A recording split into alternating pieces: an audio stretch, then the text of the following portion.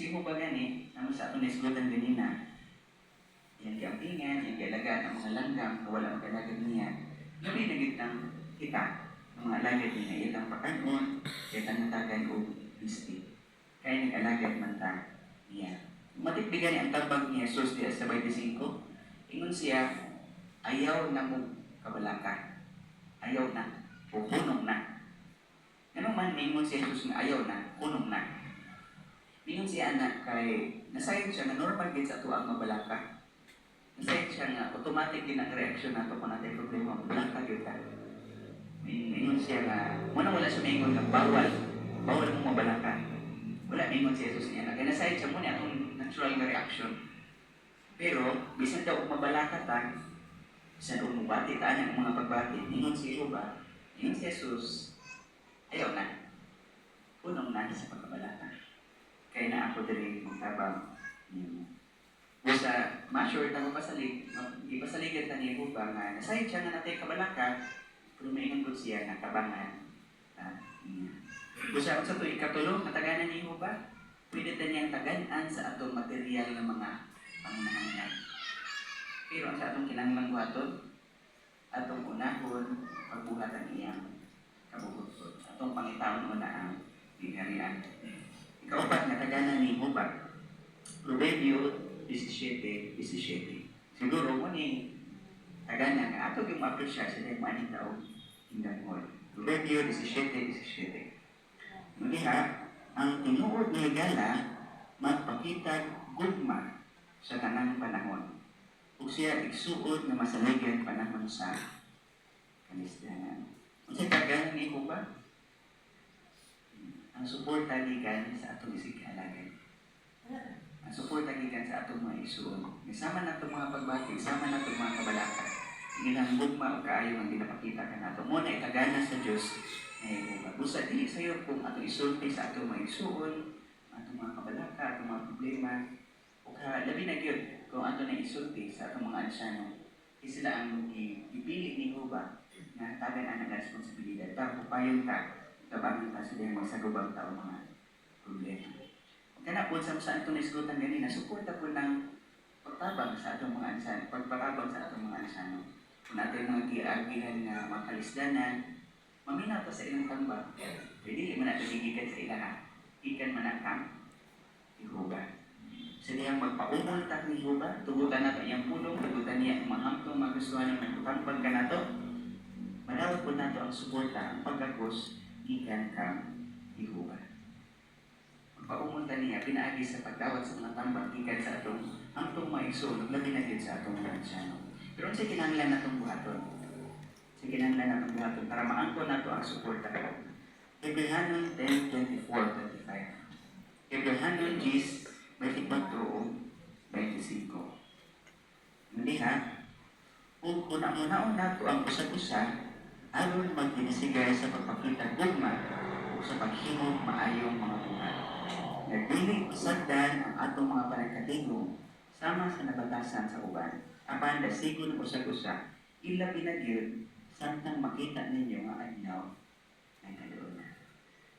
Suporta gikan sa maigsuon mo ni panalangin ni Jehovah, kung sa kinahanglan natong buhaton, kinahanglan matambong sa panagkatigong.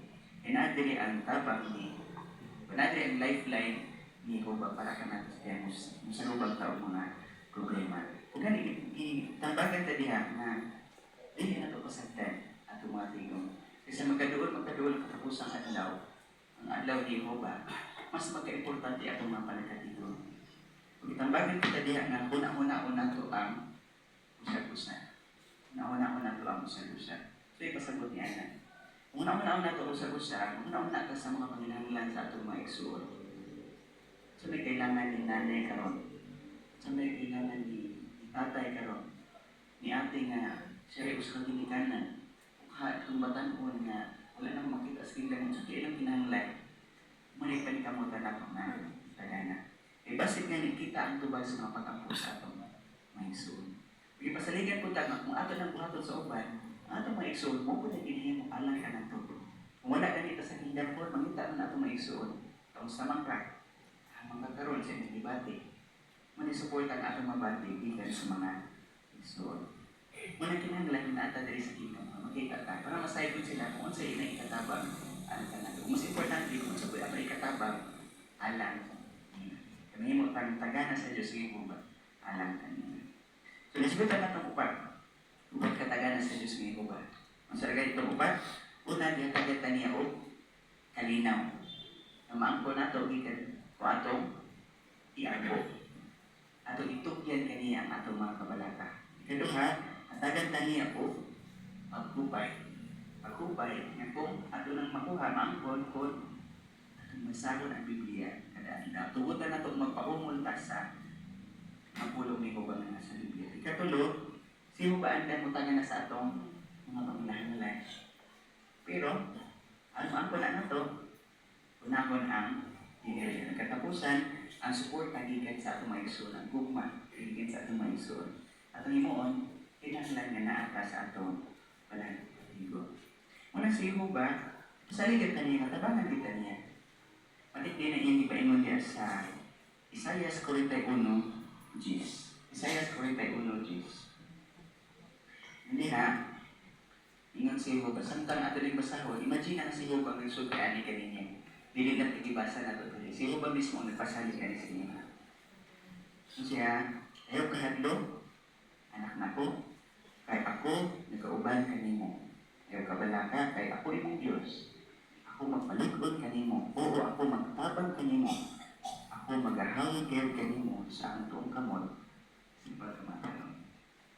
Si Jehovah nagpasalig ni ining mga butang. Dili ka tamhalok, dili ka mabalaka. Inaara siya. Dili ba kung sa unang ang bata pata? Mura ba mong kita kabalaka o mong problema? Ay na, nga naman. Ay naman si mabong si Papa. Tabangan man kanila. Masamdan ganit tayo lang ang tambalan. Kung pilutom ta, tayo lang pagkaon. Yung anak ko ng pagbati sa Diyos ng kubalan ka na ito. Kasi ang muagit ang mga problema, ipasahin siya ay kabalaka. Ano dito po dito? Ako rin matabang. So ka na umabutan, ipasulat na ni kubalan ka na ito. Tinasayot siya na makapugong na ito sa atong patalagay. Kumubati ang wala na tayo kabangi. Muna iya ginanggit, siguro, na ma-record na siya sa Biblia. At tapos ang teksto, ng atong pasahon, Isaias 57:15. Kung maayo nga, unang-unin na ito, kanunay, ito mo agit ako mga problema, mga kabalaka. Isaias 57:15. Muni rason, kung anong ibahin mo ni Jehovah, yan yung pasulat sa mga teksto sa Biblia, yan yung i-design na outline alang ka na ito, yan yung ipasulat sa mga publikasyon, ikini ang pabati ka na ito. Isaiah 57:15.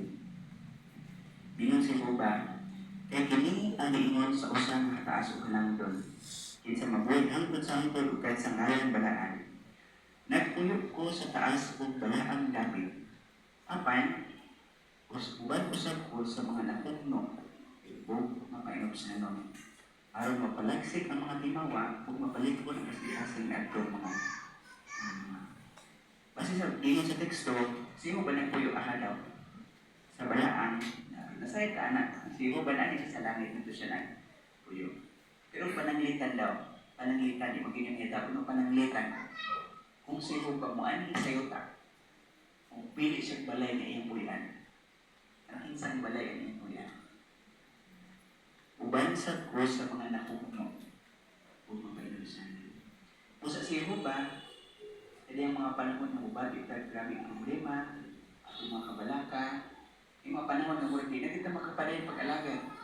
Kanang mag-ampot na mag-ilak na lang kita, wala na tayo masulti, kundi iluhat na lang yun. Anong mga panahon na?